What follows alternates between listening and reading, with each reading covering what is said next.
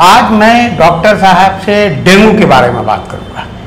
तो डॉक्टर साहब, मैं आपसे चाहूँगा कि डेंगू मर्ज कैसे होता है, कि किन असावधानियों से होता है, क्या क्या हम नहीं करते हैं जिसकी वजह से होता है, और अगर हो जाए तो उसकी सिम्टम्स क्या है, उसका लक्षण क्या है, उसकी अलामत क्या है कि हमको डेंगू हो गया, और डॉक्टर से रुजू करने के बाद उसको अपना प्रॉपर इलाज कैसे कराना चाहिए। इलाज को छोड़ना चाहिए बीच में कि अब हम तो बुखार नहीं आ रहा है तो हम ठीक हो गए, या डॉक्टर के एडवाइस पर उस वक्त तक दवा लेनी चाहिए जब तक कि डेंगू के असरात ख़त्म ना हो जाए। बहुत शुक्रिया आपका। डेंगू आजकल बहुत एपिडेमिक फॉर्म में फैला हुआ है, स्पेशली बिहार में। जी। और ये सितंबर अक्टूबर में ख़ास करके जो बारिश का मौसम होता है तो बहुत ज़ोरों से ये एपिडेमिक फॉर्म में फैलता है। जी।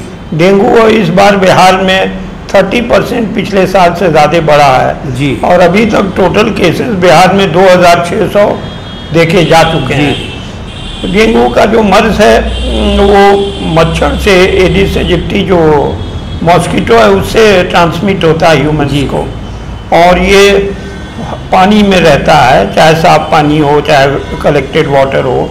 और चूँकि बरसात में पानी हर जगह जमा रहता है इसलिए इसकी जो है ग्रोथ बहुत फास्ट होती है। जी। और वो बाइट से ह्यूमन को ट्रांसमिट होता है। जी। डेंगू एक मर्ज है जो कि दुनिया में हर जगह, अमेरिका में, एशिया में, उसके बाद से अफ्रीका वगैरह, अफ्रीका में भी हर जगह जो है ये डेंगू जो है पाया जाता है। इसे कोई खास मच्छर होता है या आम मच्छर? नहीं, एडिस एजिप्टी उसका एक ये है, एक उसका जो स्पीशीज़ है जो कि ये फैलाता है। अब रहा सिम्टम्स का, तो इसमें 2 से 7 दिन। नहीं सर, ये हम जानना चाहेंगे कि डेंगू के मच्छर के बारे में एक आम धारणा ये है, ये दिन ही में काटता है, ये 5 फीट से 7 फीट की ऊंचाई तक नहीं जाता है, जैसे अगर 3 मंजिले में कोई रहता है तो वहाँ डेंगू नहीं हो सकता है। ये जो है मिसकंसेप्शन है। जी। कोई ऐसा ये नहीं है कि 3rd फ्लोर से आगे जो है वो नहीं जाता है या 4th फ्लोर में नहीं जाता है। ये सब मिसकंसेप्शन है जो कि इंसान को नहीं बिलीव करना चाहिए। जी। जो बात है कि जो है वो स्पेशल स्पीशीज़ जो मच्छर की है, मॉस्किटो की, उसी से फैलता है, वो इम्पोर्टेंट है। और स्टैग्नेंट वाटर चाहे साफ हो या गंदा हो, जहाँ भी पानी का कलेक्शन होगा तो ये फैल सकता है। जी। तो ये कहना कि 3rd फ्लोर में होगा, 1st फ्लोर में नहीं होगा, 3rd फ्लोर में होगा या ग्राउंड फ्लोर में होगा, ये सब गलत मिसकंसेप्शन है। जहाँ मच्छर कोई अलग किस्म का नहीं होता है। हाँ, वो जो है दिन ही में काटता है, रात में नहीं काटता है। ये सब गलत बात तो है। मेरा मकसद ये भी होता है डॉक्टर साहब कि हम लोगों को भ्रांतियों से भी निकालें कि जो मिसकंसेप्शन है उसकी वजह से भी बीमारी पालते हैं। जी। तो उसमें जो है ये सब कंसेप्शंस को तो हटा देना चाहिए। जी। अब उसके बाद से फर्ज कीजिए किसी को वो स्पेशल ब्रीड का जो मच्छर किसी को काटा और उसका प्री मॉनिटरी साइंस है कि बुखार आएगा, एक दिन में नहीं आएगा, 1-2 दिन लगता है। जी। हाई फीवर रहेगा, एब्डोमिनल पेन रहेगा, वॉमिटिंग हो सकती, रैशेज होगा बॉडी में, और उसके बाद से उसको लगेगा कि वो बहुत बीमार है। जी। तो इन सब चीज़ों के लिए अगर 1-2 दिन इंतज़ार किया जा सकता है। बहुत लोग समझते हैं कि वायरल फीवर है, कुछ पैरासीटामोल वाले लेके आ गए। जी। और बोले कि चलिए बुखार उतर गया, मगर ये बुखार नहीं जाएगा अनलेस एंड अनटिल इसका प्रॉपर ट्रीटमेंट नहीं हो। जी। और इसका जो है इन्वेस्टिगेशन पहले करके कंफर्म करना पड़ेगा, डायग्नोसिस। तो इसमें 4 तरह का स्ट्रेन आता है, DEN1, DEN2, DEN3, DEN4। सबसे कॉमनेस्ट स्ट्रेन इसका DEN1 है जो कि 50% केसेस में होता है। डॉक्टर साहब, ये है कि जो बुखार किसी पेशेंट को या किसी आदमी को बुखार हो तो वो ये ना माने कि ये बुखार जो है सीजनल है, 2 दिन में उतर जाएगा, बल्कि उसको फौरन डेंगू का जांच तो जरूर कराना, डॉक्टर से रुजू करना चाहिए। और डेंगू की जांच के बाद तब इलाज कराना चाहिए। हाँ, वो तो ठीक है, मगर उसमें जो है उसका साइंस होता है, बोन ब्रेकिंग फीवर है। जी। पूरे बदन को तोड़ देगा, इतना सीवियर पेन होगा, वॉमिटिंग हो सकती है, स्किन रैशेज हो सकता है क्योंकि प्लेटलेट्स उसका गिरता है। अब प्लेटलेट्स गिरेगा तो ये स्किन रैशेज भी होगा। और ये तो नॉर्मल डेंगू हुआ, मगर एक डेंगू जो एक्यूट डेंगू हेमरेजिक फीवर जो होता है जी, ये बहुत सीरियस होता है, जिसमें प्लेटलेट्स बहुत कम हो जाता है और ऐसे केसेस को आईसीयू में एडमिट करना पड़ेगा और उनको प्लेटलेट ट्रांसफ्यूजन और अदर नेसेसरी ट्रीटमेंट्स देना होगा।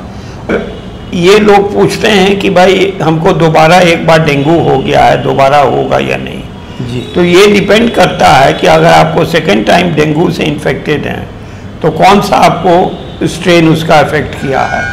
अगर DEN तो आपको 1 हो चुका है तो 2 अफेक्ट कर सकता है, 3 कर सकता है, 4 कर सकता है, इसलिए ये रिपीट हो सकता है। इसलिए ये कहना कि एक बार हो जाएगा फिर दोबारा नहीं होगा डेंगू, ये गलत है। तो ये उसका ये है। और सिम्टम्स का जहाँ तक सवाल है, ये जो है इससे जो है बॉडी एक बहुत कॉमन है, वेरी हाई फीवर और एब्डोमिनल पेन भी हो सकता है, वॉमिटिंग भी हो सकता है और समटाइम्स जो है वो सीवियर हेडेक जो कि फ्रंटल हेडेक रहता है जी, जिस वजह से इंसान काफ़ी परेशान हो जाता है जी। और इसका रह गया कि बहुत सारा कॉजेज़ है जिसमें कि ट्रीटमेंट जो है किया जाता है, मगर सबसे बड़ा प्रॉब्लम है कि उसको पहले पिन पॉइंट डायग्नोसिस करना पड़ता है और पिन पॉइंट डायग्नोसिस के बाद ही आप ट्रीटमेंट कीजिएगा। इसका कोई स्पेसिफिक ट्रीटमेंट नहीं है। ये नहीं है कि आप ये ट्रीटमेंट दिया और वो ठीक हो गया जी। तो उसमें ये है कि आप उसका जो लाइन ऑफ ट्रीटमेंट ये है कि आपको पैरासीटामोल देना है जी, क्योंकि अगर एस्प्रिन या आप ब्रूफेन देंगे तो उससे जो है ब्लीडिंग का चांसेस बढ़ जाएगा, बढ़ जाता है।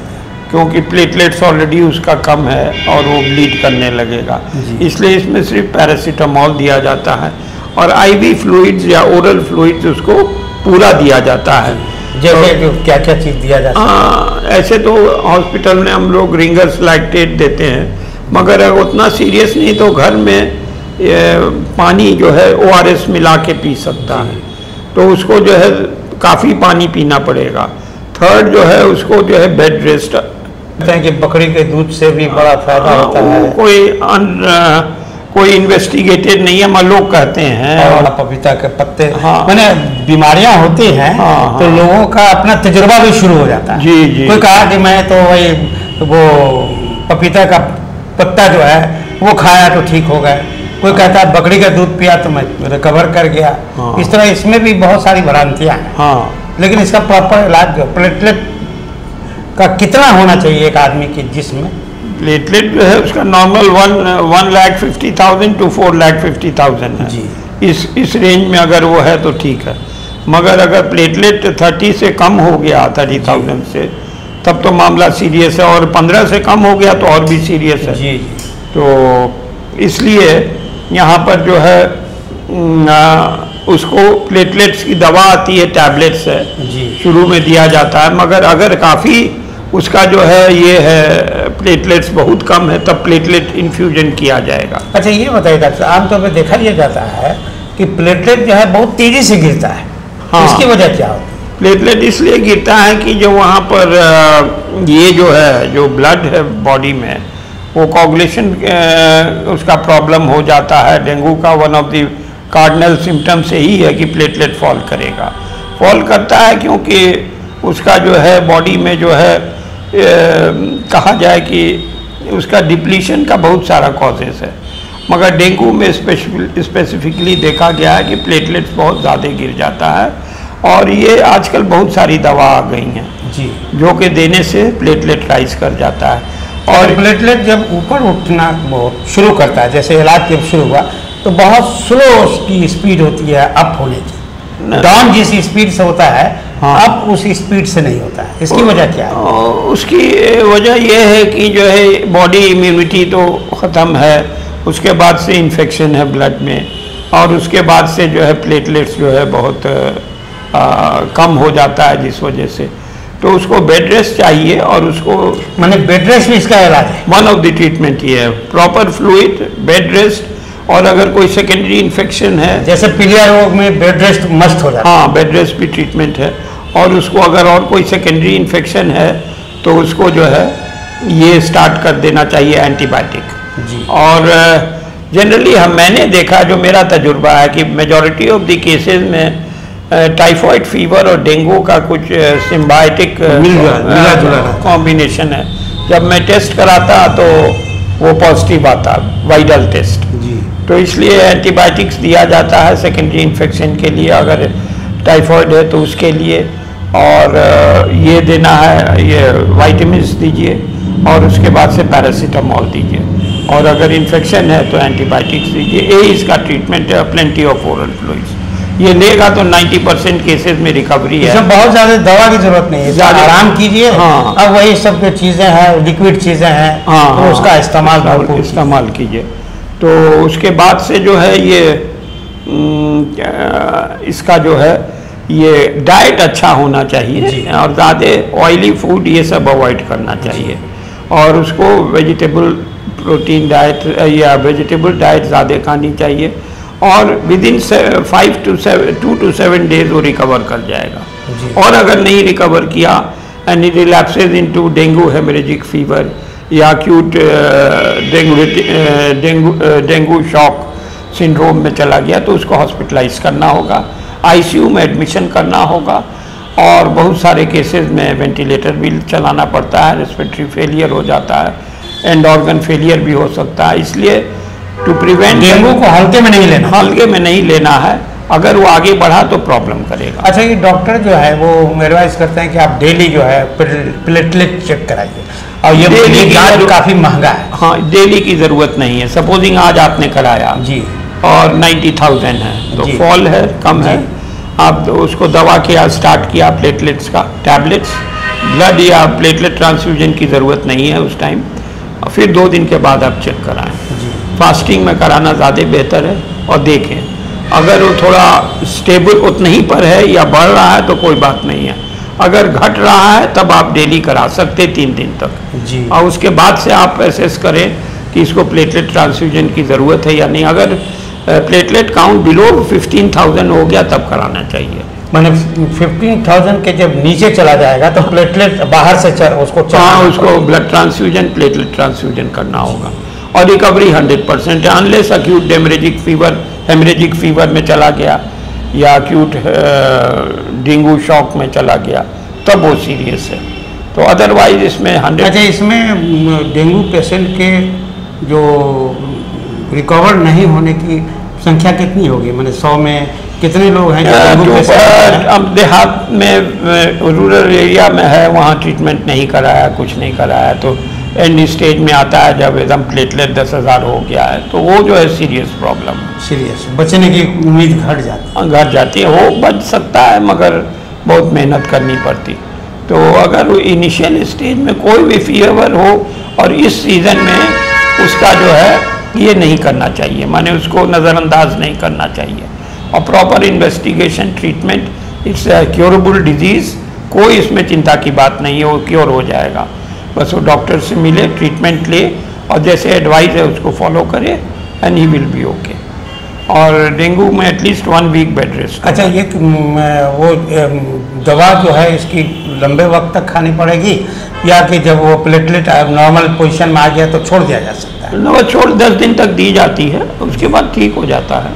जब जो कॉज, जो सोर्स है उसका, जब वो हट गया, डेंगू ठीक हो गया, तो फिर प्लेटलेट भी राइज करने लगेगा और फीवर उसका कम हो जाएगा।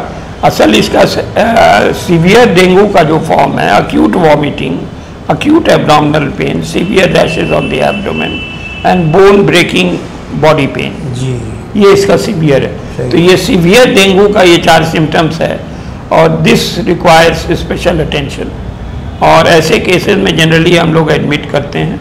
अदरवाइज तो वॉकिंग पेशेंट्स हैं जी। फीवर है ये, हमने कितने पेशेंट्स को एटलीस्ट 40 केसेस 45 केसेस हम देखते हैं सीज़न में। इस बार भी मैंने बहुत केसेस देखे डेंगू के, और सब 100% रिकवरी हुई। जी जी। तो दोस्तों, मैंने डेंगू के बारे में डॉक्टर साहब से बातचीत की। प्रस्तुति मेरी जो है वो ऐसे लोगों के लिए है जो कम पढ़े लिखे हैं, गांव ग्राम में रहते हैं, और उनको लगता नहीं है कि भाई ये इतना ख़तरनाक बीमारी है, उस हल्के में लेते हैं। तो आप डेंगू को हल्के में ना लें, और जो डॉक्टर साहब ने सीज़न बताया है, ये बरसाती सीज़न में आप ख़ास ख्याल रखें कि आप डेंगू से कैसे बचें। इसके लिए घर में साफ़ सफाई वगैरह भी रखें। और मेरी और डॉक्टर साहब की शुभकामना है कि हमारे व्यूअर्स तंदुरुस्त रहें, डेंगू मुक्त रहें और दूसरे को भी रखने में हमारा सहयोग करें। धन्यवाद डॉक्टर साहब, मैं आपका बहुत शुक्रिया अदा करता हूं। शुक्रिया, थैंक यू।